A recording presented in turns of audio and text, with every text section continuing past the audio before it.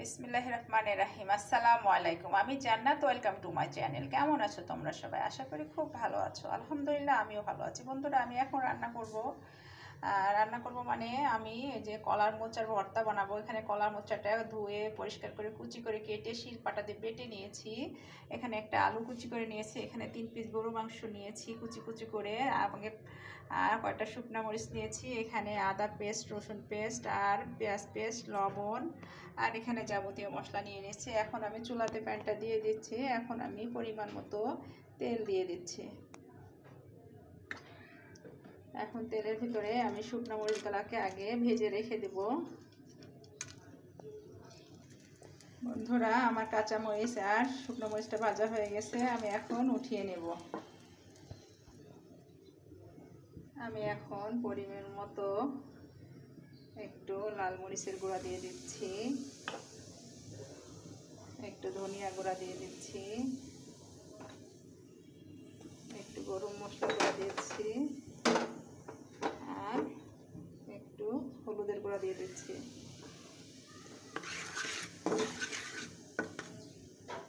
এখন আমি এর ভিতরে আলুটা আর মাংসটা দিয়ে দিচ্ছি। এখন আমি এটা ততক্ষণ ভাজতে থাকবো যতক্ষণ না একটু থেকে সুঘ্রাণটা আসে, ততক্ষণ আমি ভাজতে থাকবো। এখন আমি পরিমাণ মতো লবণ দিয়ে দিচ্ছি, একটু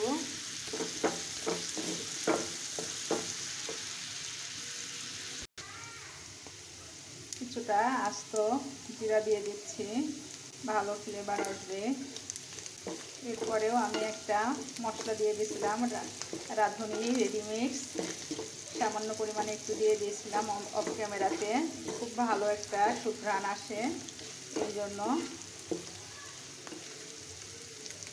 এখন আমি সুন্দর করে মাংসটা আর আলুটা লাল লাল করে ভেজে নিব। বন্ধুরা, মাংস থেকে আর আলু থেকে এত সুন্দর একটা ভাজা ফ্লেভার আসছে, খুব ভালো লাগছে। এই পর্যায়ে আমি এখন আদা রসুন আর পেঁয়াজের পেস্টটা দিয়ে দিচ্ছি। এটাকে আমি সুন্দর করে ভেজে নেব যতক্ষণ না সুন্দর একটা ফ্লেভার আসে, ততক্ষণ আমি এটা ভাজতেই থাকবো।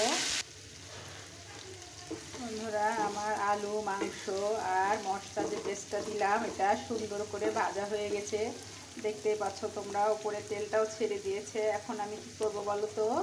এখন আমি সেই কুটে ধুয়ে রাখা শিলপাটা দিয়ে বেটে রাখা মোচাটা দিয়ে দেব। মোচাটা দিয়ে এখন সুন্দর করে এই ভিতরে রান্না করে নিব। নেওয়ার পরে ভর্তাটা করব।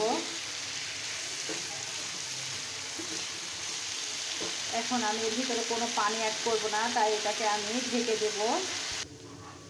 বন্ধুরা, আমার মোচার ভর্তাটা হয়ে গেছে। এত ভালো একটা ফ্লেভার আসছে, মারাত্মক। একবার খেলে ইনশাল্লাহ তোমাদের বারে বারে এমন করে খেতে ইচ্ছা করবে। এখন আমি কিছুটা আলু ম্যাশ করে দিচ্ছি, তাহলে জিনিসটা আঠা আঠা হয়ে যাবে সুন্দর মতো।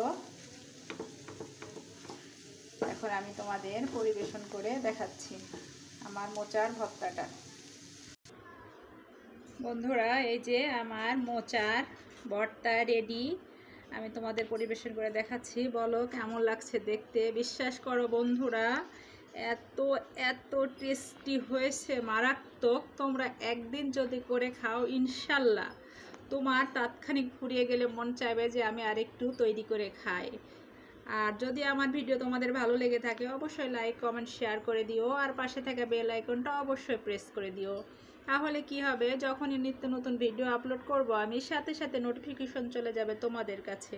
বন্ধুরা, আমি চাইলে ভিডিওটা 10 মিনিট করতেই পারতাম, কিন্তু কোনো দরকার নাই, কারণ আমাদের রান্না করতে অনেক সময় লাগে, সেটা সবাই জানে। সেই জন্য 10টা মিনিট দিয়ে 15 মিনিটটা দিয়ে সবাইকে বিভ্রান্তির মধ্যে ফেলে কোনো লাভ নাই। তাই যতটুকু সময় পারা যায় অল্পর মধ্যে দেখানোটা আর কি মেন জিনিসগুলা, এটাই বেটার আমি মনে করি। সবাই ভালো থাকো, সুস্থ থাকো, আর অবশ্যই অবশ্যই বেশি বেশি করে সাবস্ক্রাইব করে দিও, শেয়ার করে দিও আমার ভিডিওটা যদি ভালো লাগে। ভাইয়াকে বলছি, বোনদের বলছি, খালাদের বলছি, আঙ্কেলদের বলছি, সবাইকে বলছি। সবাই ভালো থাকো, সুস্থ থাকো। আসসালামু আলাইকুম, আল্লাহ হাফেজ।